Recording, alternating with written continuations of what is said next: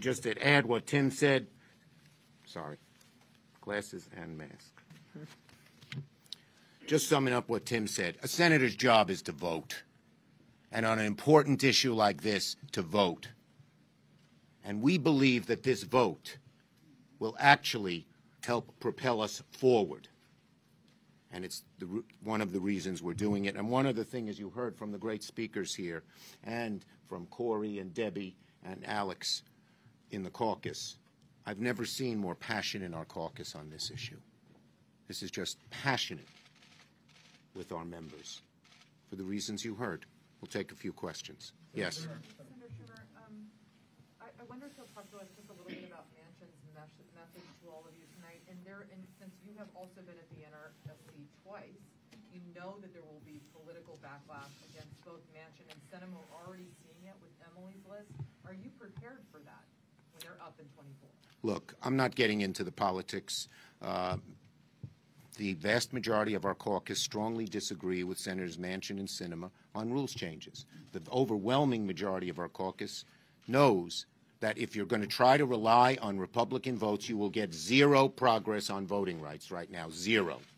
Yes. I just want to clarify to make sure I understand it correctly. So the rules change we propose would be to go to a talking filibuster, but just for this piece of legislation? Correct. And do you have any optimism that you might still convince all 50 members of your caucus? We're always fighting, day by day and week by week and minute by minute. It is so important to us. Yes. This is a critical moment for democracy and a It is. moment. Yes. Would you support efforts to primary Senators Manchin and Sinema? I'm not getting into the politics. This is a substantive, serious issue. Yes. Senator Schumer, obviously black voters were a major part of Senator Warnock getting elected, Senator Ossoff getting elected, plenty of President Biden getting elected.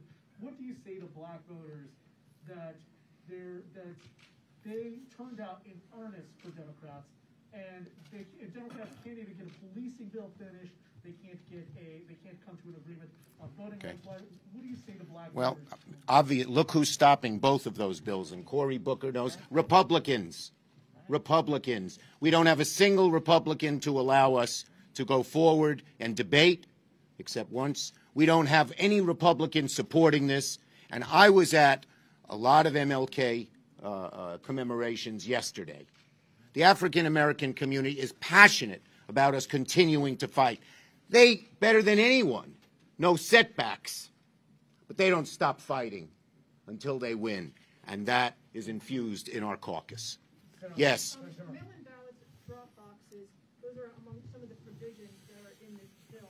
However, those started off as pandemic-related measures back in the day, and they were supposed to be temporary. How exactly did they fight racism at the time if they were supposed to be temporary and they weren't? Okay, whoa.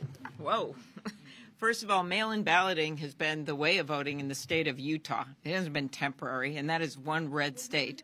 Could you want me to, are you talking or am I? I'm talking. And mail-in balloting has been the way of life in many, many states, red, blue, and purple. And one of the things we've learned from the pandemic is that it's actually incredibly helpful in a pandemic, but it's also made it easier for people to vote. So what has gone on in some states is they've rolled back the very things that will make it easier to vote, leading to more and more, as I pointed out, confusion. The other thing it's important to know, and the reason I use the example of Montana and same-day registration, is they are also rolling back things that have long been the law in states. They basically, to quote a North Carolina court regarding a law a few years ago, are discriminating with surgical precision by looking at each state and figuring out how did more people vote this way? Well, let's change that. 70,000 people registered to vote in the state of Georgia during the runoff period. So let's do two things. Let's reduce the runoff period, which they have done, Senator Warnock, and then let's not allow same-day registration, not same-day, registration during that period. That's exactly what they've done. So I can give you numerous examples of both ways. They've rolled back things that they changed during the pandemic, like witnesses for mail-in ballots in South Carolina. Then they took that away. and things that were put in place even before the pandemic. But no matter which way they did it, it all adds up to one thing, and that is voter suppression and limiting people's freedom to vote. And voter suppression aimed not at the general population, but at particular populations, particularly people of color, urban people, etc. Oregon, just state, students, young people. Oregon has had mail-in voting for 30 years, long before the pandemic, ma'am. It also has the highest or second highest after Minnesota percentage of people participating. Isn't it good to have a high percentage of people participating? Second highest. Manu, you get the last question. Senator Manchin suggested to us that Democrats don't have their priorities straight. Voters are concerned about inflation, the economy, COVID. Should you not be using your majority to focus on those issues rather than one that you know is doomed to fail? We've answered that question a whole bunch of times. This is so sacred and so important. The right to vote is the wellspring of our democracy. We're not abandoning the other issues. We can do more than one. But to abandon voting rights, when you have seen how important it is in the country, when it is the wellspring of our democracy, when it is so vital to bringing full equality in this country, and racism has been the poison of America, would be a disgrace. We're not abandoning it. We will do other things as well. Thank you, everybody.